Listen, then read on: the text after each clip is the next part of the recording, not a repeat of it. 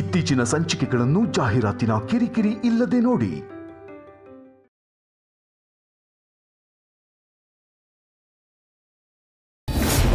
ಆಗ ನಾನು ಗೊಂದಲಕ್ಕೆ ಒಳಗಾಗುವುದು ನಾನಲ್ಲ ನೀನು ಎಂದು ಹೇಳಿದ್ದೆ. ಅದು ಹಾಗೆಯೇ ಹೋಯಿತಲ್ಲ. ಅಲ್ಲಿರುವ ಅವನ ದೇಹಕ್ಕೆ ನನ್ನ ಆತ್ಮವನ್ನು ಪರಕಾಯ ಪ್ರವೇಶ ಮಾಡುತ್ತೇನೆ. ಯಾರದು?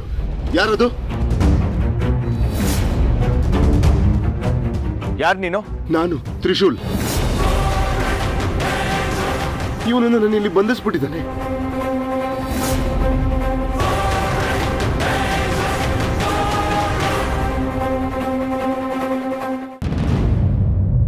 ಹಲೋ ಅಭಯ್. ಹೇಳು ಉಮೇಶ್, ಏನಾದರೂ ಡೀಟೇಲ್ಸ್ ಸಿಕ್ತಾ? ಎಲ್ಲ ಸಿಕ್ತು ಅಭಯ್. ಏನು?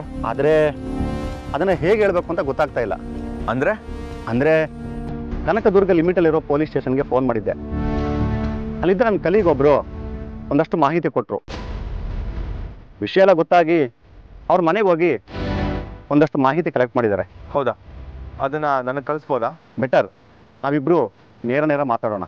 ಯಾಕೆಂದರೆ ವಿಷಯ ಅಷ್ಟು ಗಂಭೀರವಾಗಿದೆ. ಸರಿ, ಹಾಗಿದ್ರೆ ಒಂದು ಕೆಲಸ ಮಾಡು. ಊರಾಚೆ ಒಂದು ಹಳ್ಳಿ ಕಟ್ಟೆ ಇದೆಯಲ್ಲ, ಅಲ್ಲಿಗೆ ಬಂದ್ಬಿಡು. ರಾತ್ರಿ ಸಿಗ್ತೀನಿ. ಓಕೆ, ಅಷ್ಟರಲ್ಲಿ ನಾನು ಬರ್ತೀನಿ. ಓಕೆ, ಬಾಯ್.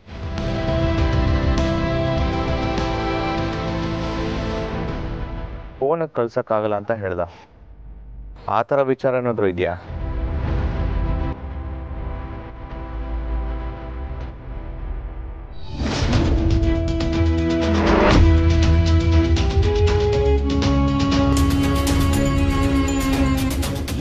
ನಾನು ಸೋಲುವ ಹಾಗೆ ಮಾಡಿದ್ದು ಈ ಬೆಳಕಿನ ಶಕ್ತಿ. ಆ ಸಹಸ್ರ ಕೈಯಲ್ಲಿರುವ ದೀಪ ನಾಶವಾಗಬೇಕು. ಆ ದೀಪ ನಾಶವಾದರೆ ಅವಳನ್ನು ಸಾಯಿಸಬಹುದು. ಅಂದೇ ಆ ನಾಗಿನಿಯನ್ನು ಕೊಲ್ಲಬಹುದು. ಕಣ್ಣಮ್ಮನ ಕಣ್ಣು ತಂದು ನಿನ್ನ ಪಾದಕ್ಕಿಡಬಹುದು. ಅದಕ್ಕೆ ಬೇಕಾದ ಎಲ್ಲ ಶಕ್ತಿಯನ್ನು ಕೊಡುತ್ತಾಯೇ.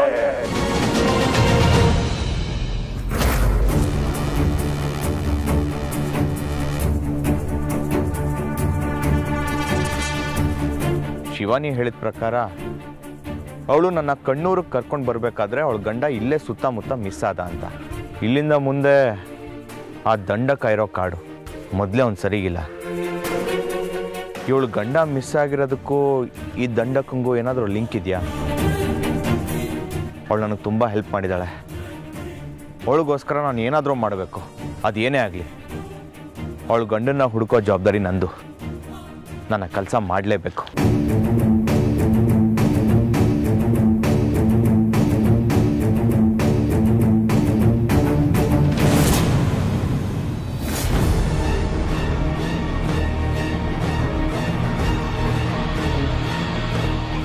ತಾಯಿ ಮಾದನಮ್ಮ, ನಿನ್ನ ನೆಲದಲ್ಲಿ ಮನುಷ್ಯರ ಹೆಜ್ಜೆ ಸದ್ದು. ಯಾವುದಾದರೂ ಬಳಿಗೆ ಬರುತ್ತಿರುವುದೇ?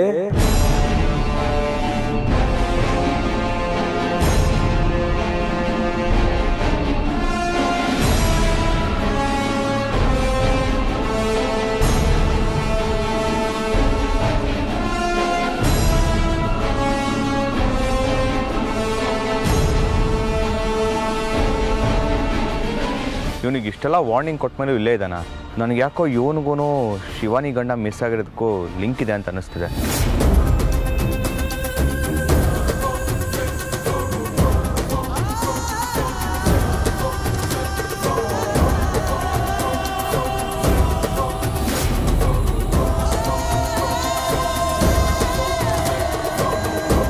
ಓಹೋ, ಸರಿಯಾದ ಬಲಿಯೇ ಬಂದಿದೆ.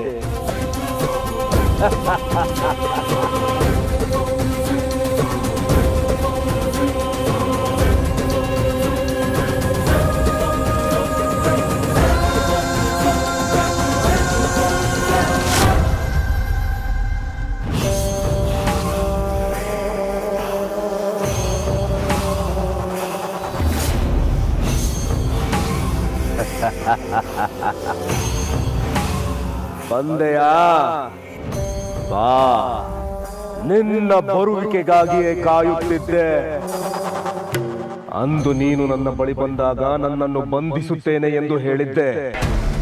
ಆಗ ನಾನು ಗೊಂದಲಕ್ಕೆ ಒಳಗಾಗುವುದು ನಾನಲ್ಲ ನೀನು ಎಂದು ಹೇಳಿದ್ದೆ. ಅದು ಹಾಗೆಯೇ ಹೋಯಿತಲ್ಲ. ಈಗಲಾದರೂ ತಿಳಿಯಿತಕ್ಕಂದ ನನ್ನ ಬಗ್ಗೆ. ನಿನ್ನ ಮಾತು ಕೇಳಿ ನಗಬೇಕೋ ಅಳಬೇಕೋ ಗೊತ್ತಾಗ್ತಿಲ್ಲ ನನಗೆ. ನೀನು ಮಾಡೋ ಈ ಸೀರಿಯಸ್ ಜೋಕ್ಗೆ ಹೆದರ್ಕೊಳ್ಳೋದಕ್ಕೆ ನಾನು ನಮ್ಮೂರು ಜನದ ಥರ ಅಲ್ಲ, ನಾನೇ ಬೇರೆ. ನೀನಿನ್ನೂ ಬದಲಾಗಿಲ್ವಾ? ಅವತ್ತು ನನ್ನ ಹತ್ರ ಬಂದಾಗ ಇದೇ ರೀತಿ ಮಾತಾಡಿದ್ದೆ. ನನ್ನನ್ನ ಎದುರಾಕೊಂಡು ಇಷ್ಟೆಲ್ಲ ಅನುಭವಿಸಿದ್ರು ನಿನಗೆ ಬುದ್ಧಿ ಬಂದಿಲ್ವಾ? ಬುದ್ಧಿ ಬರಬೇಕಾಗಿರೋದು ನಿನಗೆ, ನನಗಲ್ಲ.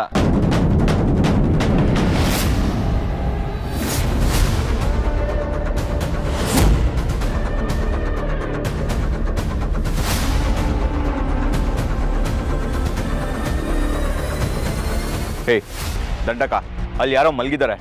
ಯಾರದು? ಅದು ನಿನಗೆ ಬೇಡದಿರುವ ವಿಷಯ.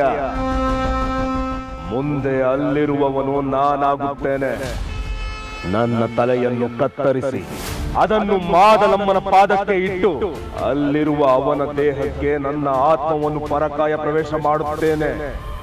ಇಲ್ಲಿ ಅದರ ಪೂಜೆ ನಡೆಯುತ್ತಿದೆ. ಹೇ, ನೀನೇನಾದ್ರೂ ಹುಚ್ಚಾನ? ನೀನೇನ್ ಅನ್ಕೊಂಡಿದ್ಯಾ?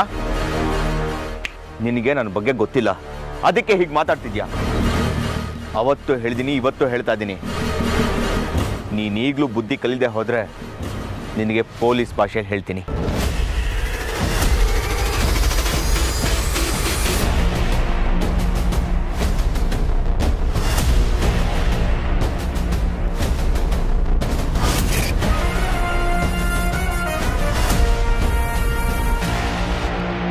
ಯಾರು? ಯಾರದು?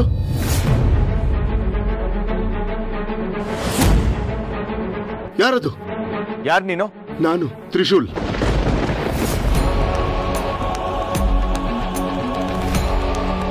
ಅಂದ್ರೆ ನೀನು ಶಿವಾನಿ ಗಂಡನ?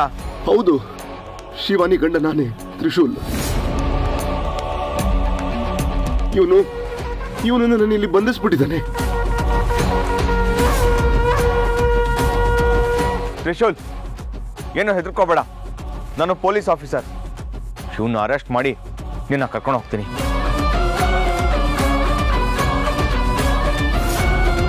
ನಡಿಯೋ.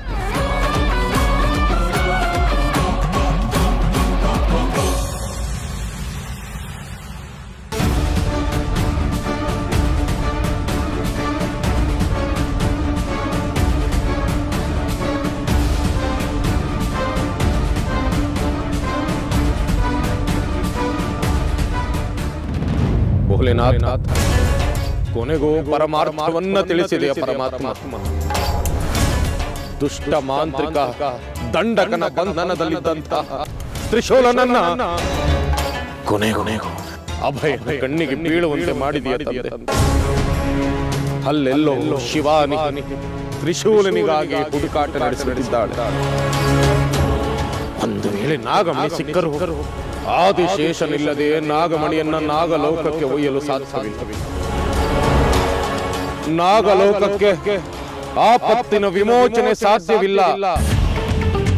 ತ್ರಿಶೂಲ ಅಭಯ ದಂಡಕನ ಆತಂಕ ದೂರ ಆದರೆ ಸರ್ವವೂ ಶುಭವಾಗಲಿದೆ ದೇವ. ಆ ದುಷ್ಟ ಮಾಂತ್ರಿಕ ದಂಡಕನ ಎದುರು ಅಭಯ ನಿಂತಿದ್ದಾನೆ, ನಿರಾಯುಧನಾಗಿ ನಿಂತಿದ್ದಾನೆ. ಯಾವುದೇ ಮಂತ್ರ ತಂತ್ರದ ಅರಿವಿಲ್ಲದೆ ನಿಂತಿರುವ ಅಭಯನಿಗೆ ಶಕ್ತಿ ನೀಡುತ್ತದೆ. ಆ ದುಷ್ಟ ದಂಡಕನ ಹುಟ್ಟಡಗಿಸಲು ಶಕ್ತಿ ನೀಡು ಮಹಾದೇವ, ಶಕ್ತಿ ನೀಡು. ಜಯ ಭೋಲೆನಾಥ.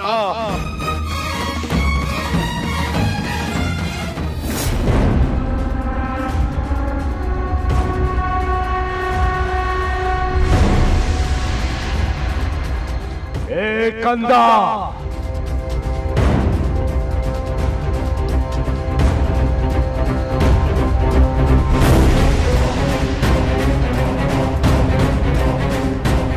ಇದು ಈ ದಂಡಕನ ಕೋಟೆ, ತಾಯಿ ಮಾದಲಮ್ಮನ ನೆಲ. ಆ ದೇವರೇ ಈ ಹಾದಿಯಲ್ಲಿ ಬರಬೇಕಾದರೆ ಪಕ್ಕಕ್ಕೆ ಸರಿದು ನಿಲ್ಲಬೇಕು. ಇಂಥ ಜಾಗದಲ್ಲಿ ಮಾದಲಮ್ಮನ ಎದುರು ನನಗೆ ಬೆದರಿಕೆ ಹಾಕಿ ಇವನನ್ನು ಕರೆದುಕೊಂಡು ಹೋಗುವ ಪ್ರಯತ್ನವೇ. ಏಯ್, ಯಾವ ನಾಟಕದ ಕಂಪ್ನಿನೋ ನಿಂದು? ಏನೋ ನಿನ್ನ ಭಾಷೆ, ಏನೋ ನಿಂದು ಅವತಾರ? ನೋಡು, ನಿನ್ನ ಒದ್ದು ಎಳ್ಕೊಂಡು ಹೋಗೋದಕ್ಕೆ ನಾನು ಒಬ್ಬನೇ ಸಾಕು. ಅದರಲ್ಲೂ ಇಲ್ಲಿ ತ್ರಿಶೂಲ್ ಬೇರೆ ಇದ್ದಾನೆ, ಅವನು ನನ್ನ ಸಹಾಯಕ್ಕೆ ಬರ್ತಾನೆ. ಆಮೇಲೆ ನಿನ್ನ ಕತೆ ಅಷ್ಟೇ.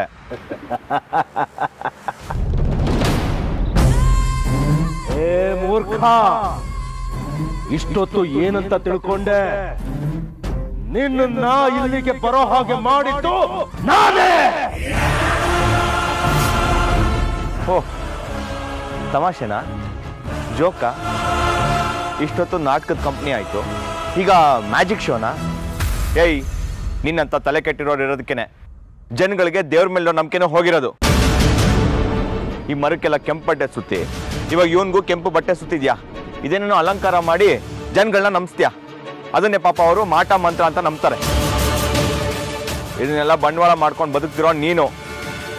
ನನ್ನ ಹತ್ರ ಜಾಸ್ತಿ ಮಾತಾಡಿದ್ರೆ ಮುಖಾಮುಖಿ ನೋಡಲ್ಲ, ಚೆಚ್ಚಾಕ್ಬಿಡ್ತೀನಿ. ಓಹೋ, ನನಗೆ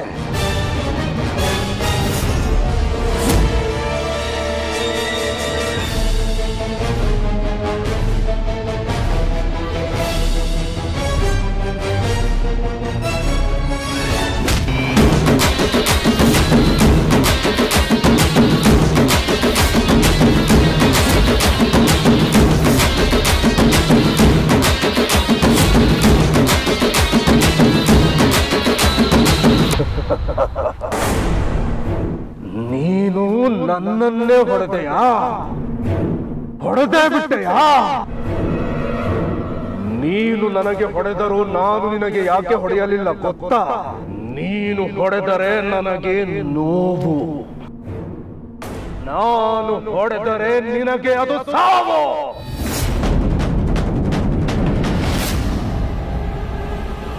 ಬರುವ ಘೋರ ಅಮಾವಾಸ್ಯೆಯ ದಿನ ಆಗುವ ಪೂಜೆಗೆ ಈ ಕಣ್ಣೂರಿನಲ್ಲಿ ಯಾವ ನೆತ್ತರು ಹರಿಯಬಾರದು, ಒಂದು ಹೆಣವು ಬೀಳಬಾರದು ಎಂದು ಮಾದಲಮ್ಮನ ಅಪ್ಪಣೆಯಾಗಿದೆ.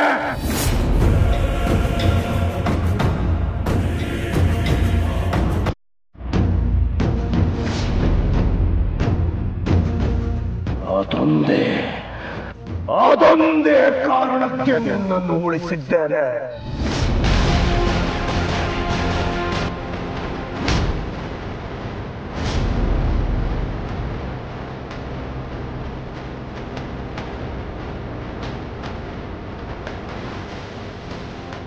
ಹಿಂದೆ ಹೋದ್ರೆ ಸಾಯಿಸ್ಬಿಡ್ತಿದ್ಯಾ? ನಿನಗೆ ಹೇಗೆ ಹೊಡೆದು ಬೀದಿ ಬೀದಿಲಿ ಮೆರವಣಿಗೆ ಮಾಡ್ತೀನಿ ನೋಡ್ತಿರು. ಇಡೀ ಕಣ್ಣೂರಿನ ಜನ ನೀನು ನೋಡಿದ್ರೆ ಹೆದರ್ತಾರಲ್ಲ. ದಂಡಕ ಅಂದ್ರೆ ದುಷ್ಟ, ಅವನೊಬ್ಬ ಮಂತ್ರವಾದಿ, ಅವನು ಕಣ್ಣಲ್ಲೇ ಎಲ್ಲ ಸುಟ್ಟಾಗ್ತಾನೆ ಅಂತ. ಇವತ್ತು ನೋಡು ನಿನ್ನ ಕತೆ ಏನಾಗುತ್ತೆ ಅಂತ. ಊರಿನ ಮಧ್ಯೆ ನಿನ್ನ ಕಟ್ಟಾಕಿ ಎಲ್ರೂ ಮುಂದೆ ನಿನ್ನ ಬಂಡವಾಳ ಬಯಲು ಮಾಡ್ತೀನಿ.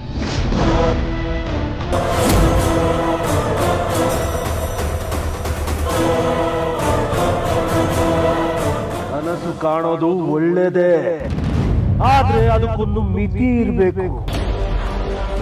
ಏನಂದೆ? ಇವನನ್ನ ನೀನು ಬಿಡಿಸ್ಕೊಂಡು ಕರ್ಕೊಂಡು ಹೋಗ್ತೀಯಾ? ಕರ್ಕೊಂಡು ಹೋಗು.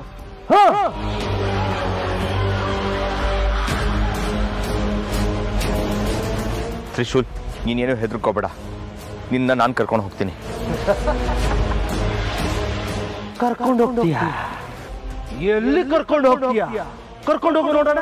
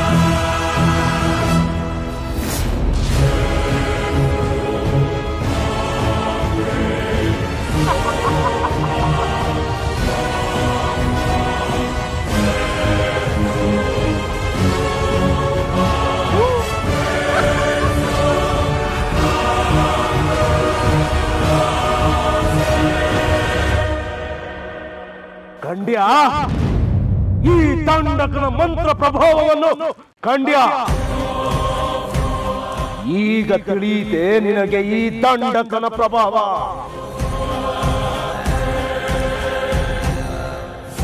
ಏನೋ ಮಾಡ್ತಿದ್ಯಾ ನೀನು? ನನಗೆ ಹಿಪ್ನೋಟೈಸ್ ಮಾಡಿ ನನಗೆ ಕನ್ಫ್ಯೂಸ್ ಮಾಡ್ತಿದ್ಯಾ?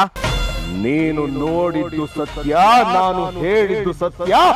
ಇವನು ತ್ರಿಶೂಲ್ ಅನ್ನುವುದು ಸತ್ಯ, ನಾಳೆ ಅವನು ಬಲಿಯಾಗುವುದು ಅಷ್ಟೇ ಸತ್ಯ.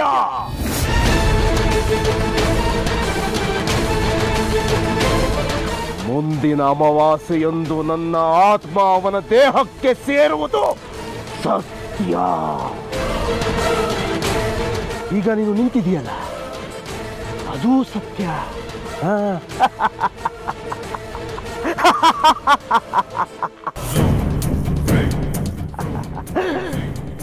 ಆದರೆ ಈ ಸತ್ಯಗಳು ಯಾವುದು ನಿನ್ನ ತಲೆಯಲ್ಲಿರಲ್ಲ. ನೀನು ಇಲ್ಲಿ ಇರಬಾರದು.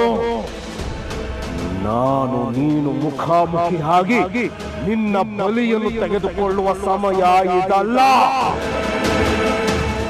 ಆ ತಾಯಿ ಮಾದಲಮ್ಮನ ಅಪ್ಪಣೆಯಾಗುವವರೆಗೂ ನೀನು ನಿನ್ನ ಪಾಡಿಗೆ.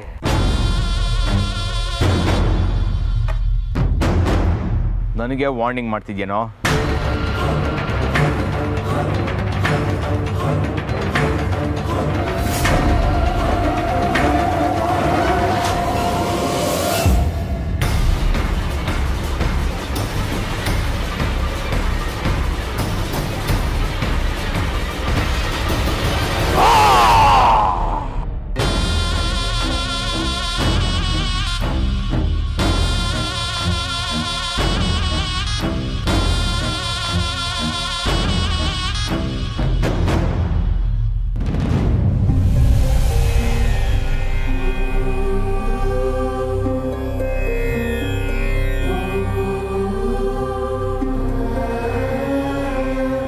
ತಾಯಿ ಜ್ಯೋತಿ ಮಾತಾ, ನೀನ್ ನನ್ನ ತಾಯಿ ಮಾತ್ರ ಅಲ್ಲ, ನನ್ನ ಸರ್ವಸ್ವ. ನನ್ನ ಪ್ರಾಣ ಜೊತೆ ಆರೋಗ್ದಿರೋ ಹಾಗೆ ಕಾಯ್ತಿರೋ ದೀಪೇಶ್ವರಿ ನೀನು. ನನ್ನ ಹುಟ್ಟಿನಿಂದ ಈ ಕ್ಷಣದವರೆಗೂ ನನ್ನ ಕಾವಲಾಗಿರೋ ದೇವಿ ನೀನು. ಇಷ್ಟು ದಿನ ನಾನು ಇನ್ನೊಬ್ಬರ ಸಮಸ್ಯೆಗೆ ಪರಿಹಾರ ಕೇಳ್ತಾ ಇದ್ದೆ.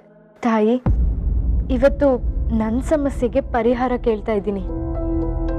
ನನಗೆ ಉತ್ತರ ಕೊಡು. ಮನೆಗೆ ಬಂದಿರೋ ಹೆಣ್ಣು ಸಾಧಾರಣ ಹೆಣ್ಣಿನಾಗಿಲ್ಲ. ನೇರವಾಗಿ ಕೇಳೋದ್ರಿಂದ ಅವಳು ಉತ್ತರ ಕೊಡಲ್ಲ. ಹಾಗಾಗಿ ನಾನು ಅವಳು ಯಾರಂತ ತಿಳ್ಕೋಬೇಕಾಗಿದೆ.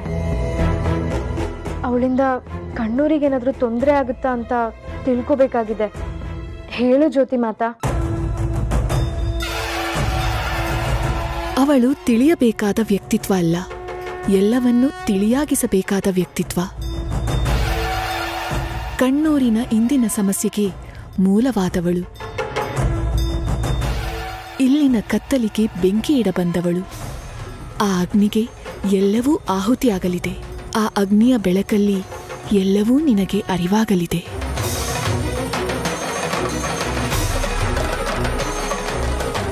ದೀಪೇಶ್ವರಿ, ನೀನು ಹೇಳ್ತಾ ಇರೋದು ನನಗೆ ಅರ್ಥ ಆಗ್ತಾ ಇಲ್ಲ.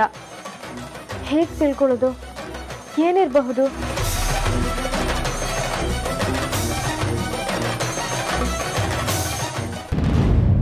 ಆಯ್ತು ಗುರುಗಳೇ, ಎಲ್ಲ ಸಿದ್ಧತೆ ಆಗಿದೆ. ಆಯ್ತು, ಆಗೋಗತ್ತೆ. ಸರಿ. ಶಿವನೇ, ಏನಮ್ಮ ಇದು?